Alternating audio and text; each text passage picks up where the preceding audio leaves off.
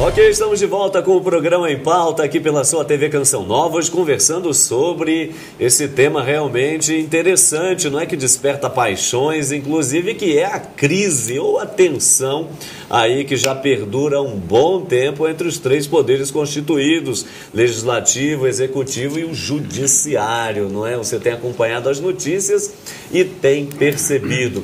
Aqui nos nossos estúdios, desta vez em São Paulo, comumente estamos em Belo Horizonte, de Belo Horizonte para o Brasil, mas nessas semanas gravando aqui em São Paulo, capital paulista, coração econômico do nosso Brasil, essa locomotiva, não é? Que é realmente a cidade de São Paulo. Temos a presença aqui do doutor Gastão Alves de Toledo, ele tem mestrado e doutorado em Direito, é advogado, portanto, da OAB, e o nosso querido Frei Antônio Moser, doutor em Teologia e diretor-presidente da editora Voz. Ô, doutor Gastão, o senhor ia, para o final do segundo bloco, ia puxando a palavra, então faça seu comentário aí, por favor.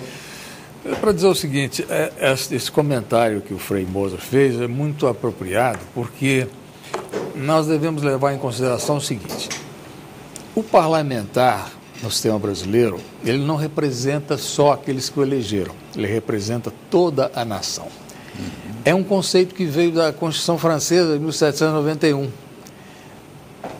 Nós não temos no Brasil o chamado mandato imperativo, ou seja, o representante passa a representar aqueles que o elegeram. Talvez fosse o caso de se instituir isso para atender mais de perto os representados. Não temos também a figura do recall, que é simplesmente a cassação do mandato durante a vigência dele, como existe nos Estados Unidos e em alguns estados. Então, o que ocorre é o seguinte: o indivíduo que é eleito no Acre, ele representa também o povo de São Paulo e vice-versa, na Câmara Federal. Isto pode parecer estranho, mas essa é a realidade. Quer dizer, não há nenhum vínculo jurídico entre aqueles que elegem e os que são eleitos. Isso é uma realidade que já ocorre no universo jurídico há mais de 200 anos. De outra parte, é claro que as entidades chamadas entidades sociais, não é? Que hoje existem em largo número no Brasil, têm o seu papel e exercem também influência sobre o Congresso Nacional. Nós temos visto isso com alguma frequência ultimamente, não é?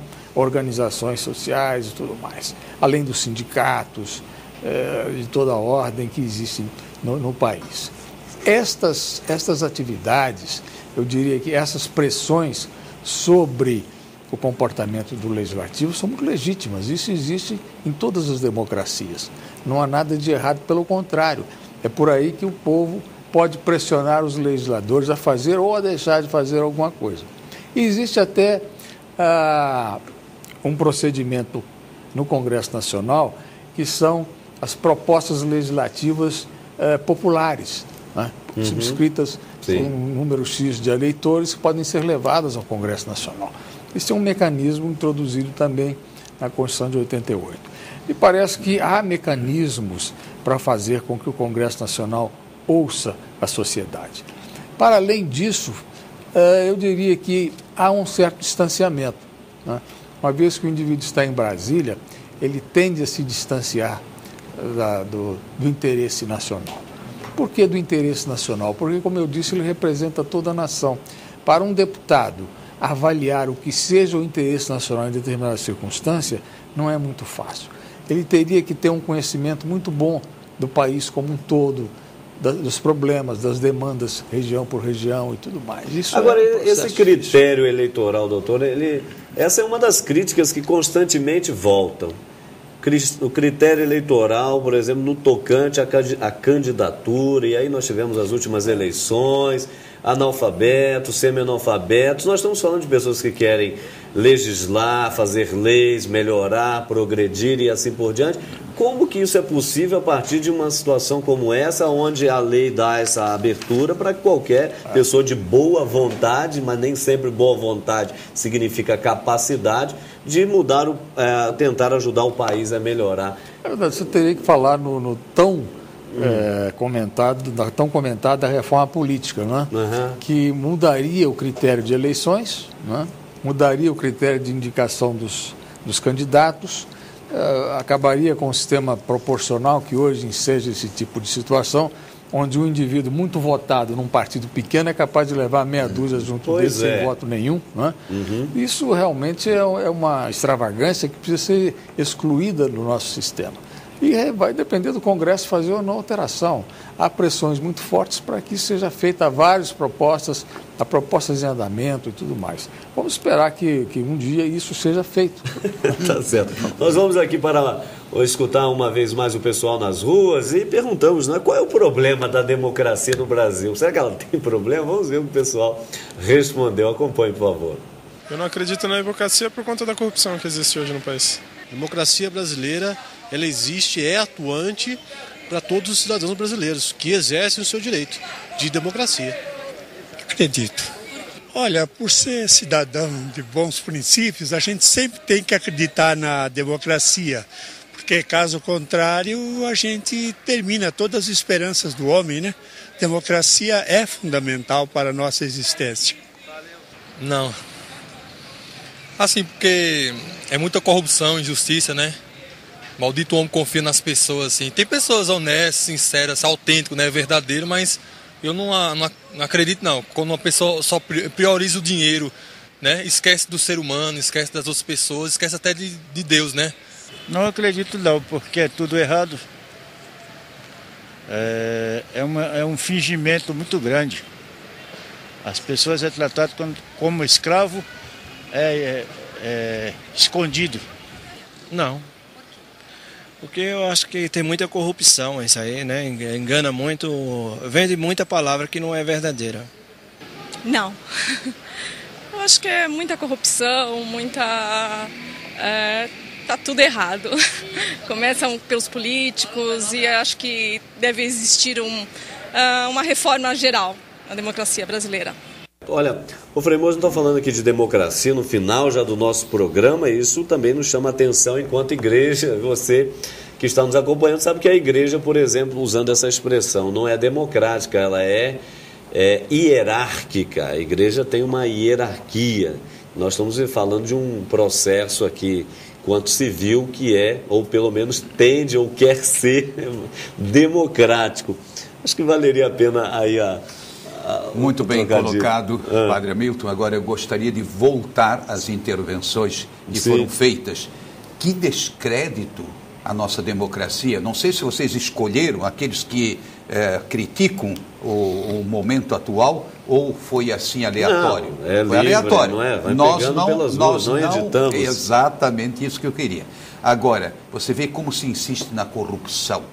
Como se insiste, e com razão, politicagem, fingimento. Agora, gostei de uma senhora que começou logo assim, dizendo, não, esperança a gente tem. Todos nós devemos cultivar a esperança. Só que essa esperança, ela tem que ser regada pela participação. Aí o doutor a gente tentar num debate, né? Não vai tomar assim a mal uma pequena observação. Os sindicatos, pelo que eu estou vendo, foram todos absorvidos, não foi? Mais ou menos absorvidos. Também associações de moradores, etc. Isso tudo parece que foi como que sendo desfeito. Agora, no tocante à igreja, uma boa pergunta. Muita gente deve estar dizendo, estão pregando democracia e a igreja, o Papa manda em tudo, faz o que quer, etc. Em primeiro lugar, gente, eu diria, à primeira vista, é isso mesmo, é o Papa. Há setores da igreja que olham só o Papa, mas eu acho que essa não é a igreja de Jesus Cristo, não. A igreja de Jesus Cristo é a igreja de Pedro e Paulo que brigaram, que discutiram, que Barnabé, que diziam, não, chegaram, etc. Isso, ao longo da patrística, eu lecionei 10 anos patrística, os primeiros pensadores, teólogos da igreja, quantos atritos, no bom sentido da palavra. O que interessa é encontrar a verdade. Né? E isso provocou tensões muito grandes, inclusive divisões. E hoje, gente, olhando bem, o Papa, vai me perdoar pelo amor de Deus, né? Ele faz o papel de um rei moderno, da atualidade. Por exemplo, o rei da Inglaterra, o rei da Espanha. Gente, são figuras que dão estabilidade que dão, eu diria assim, credibilidade, que orientam, não é? Mas não é no cotidiano. Mesma coisa na igreja. Tem os dicastérios, não é? Ou seja, vários departamentos que cuidam, o Estado do Vaticano, a parte, digamos, de comunicações, a parte da vida religiosa e assim vai. Então já começa por aí. Depois tem as conferências episcopais, os sínodos dos bispos. Não é? Em outras palavras, nós temos muitos meios, não é, pelos quais, não é, se vai chegando, é hierárquica sim, mas ao mesmo tempo tem muito de democracia no sentido de convite à participação e possibilidade. Vou terminar a colocação, você está me olhando meio assim. Por exemplo, diocese, maioria das dioceses, então eu vou falar de Petrópolis, né? Nosso bispo é italiano, ele bate na mesa. Eu quero conselhos administrativos para valer. Ele é italiano, né? Eu quero conselho pastoral. Gente, eles vão lá e são eleitos. Ou seja, há um dinamismo dentro da igreja que pessoas que não estão muito ligadas, que não nem percebem. Mas há um grande dinamismo dentro da igreja. Eu acho que o povo tem grande participação. Minhas comunidades, eu sou pároco, evidentemente diretor das vozes, pároco, depois conferencista, etc, etc. A minha paróquia, não, o pessoal é que toca. O padre dá uma tônica. Ele é uma presença, assim o Papa, não é? É uma presença indispensável. Cristo quis assim, e eu acho que não se trata de você questionar, mas se trata de perceber que por trás dessa figura você tem todo um mecanismo de participação. E, infelizmente, muitos leigos, não é, estão desligados, como estão desligados da política, estão desligados da igreja. E por isso não percebem e dizem, a igreja é ditatorial. Que ditatorial? Pelo contrário. Tá certo. Nós estamos caminhando aqui para o final do nosso programa. Tem aqui ainda a participação da Vivi. Ela está dizendo o seguinte: olha, o doutor, ano que vem nós temos eleições municipais. Não é? Você tem esperanças de um Brasil melhor? E eu quero pedir para o senhor deixar uma mensagem então aí para os nossos telespectadores, por favor, mas ao mesmo tempo, não é, no tocante a essas tensões que fazem parte do caminho, não é, os passos que nós somos chamados a dar enquanto país, enquanto instituição, enquanto povo, por que não? Eu tenho sim, eu acho que provavelmente as eleições do ano que vem vão se pautar mais por aquilo que tem sido objeto de discussão e de manifestações dos ouvintes e dos telespectadores, mas que não foi ainda pronunciado. É que nós verificamos o seguinte: a democracia em si mesma, quando não é pautada pela ética e pelo direito, ela é apenas uma das expressões da força, e talvez a pior delas. Isso já dizia Rui Barbosa. Perfeito. A frase não é minha. Então, por quê? Porque a democracia, ela favorece ela favorece esconder os verdadeiros propósitos daqueles que não têm, por princípios éticos, o seu objetivo. Certo? O indivíduo pode se fingir de legalista e de democrata e, no fundo, ser um grande autocrata. Tudo isso, a democracia favorece os seus inimigos. Ou seja, o controle do regime democrático é uma das coisas mais complexas que há e é muito difícil. Por quê? Porque nós sempre imaginamos que alguém deve exercer esse papel de controlar as coisas. Mas aí você cria sempre um comitê para controlar alguma coisa.